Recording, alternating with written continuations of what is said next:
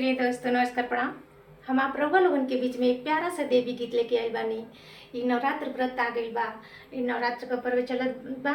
आप लोगन के हम प्यारा सा एक देवी गीत सुनावे जात बानी।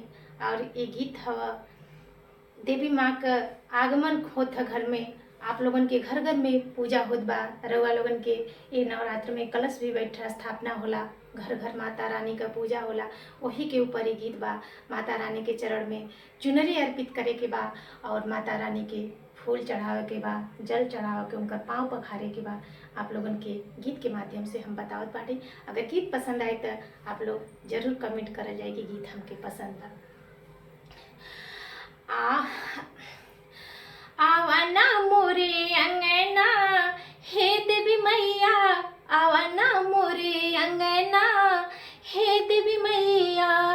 गैया के गोबरा से अंगना लिपाई, गैया के गोबरा से अंगना लिपैबे, सजैबे तोहर बेदिया हे देवी मैया, सजैबे तोहर बेदिया हे देवी मैया।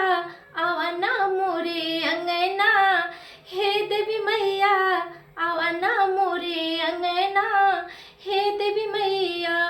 काशी बनारस से जलवा मंगैबे, काशी बनारस से जलवा मंगैबे, पखारब तोहर चरना हे देवी मैया, पखारब तोहर चरना हे देवी मैया। आवाना मोरे अंगना हे देवी मैया, आवाना मोरे अंगना हे देवी मैया। बगीचवा से अड़हुल के फूलवा मंगाई, बगीचवा से अड़हुल के फूलवा मंगाई, चढ़ाई बेराउर चरना हे देवी मैया, चढ़ाई बेराउर चरना हे देवी मैया।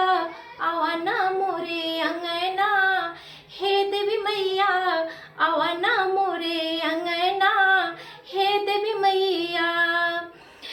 बजजवा दुकनिया से चुनरी मंगाई, बजजवा दुकनिया से चुनरी मंगाई, ओढ़ाई बेराउर अंगिया हे देवी मैया, ओढ़ाई बेराउर अंगिया हे देवी मैया।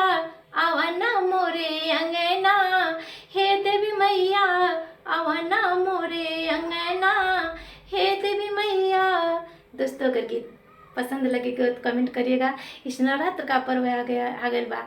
ये नवरात्र के पर्व में हम आप लोगन के गीत सुनौनी है। अगर पसंद आए तो गीत के सुनल जाए और गीत के माध्यम से आप लोग हमके सपोर्ट कल जाए। आप लोगन का धन्यवाद। जय माता दी, जय माता दी।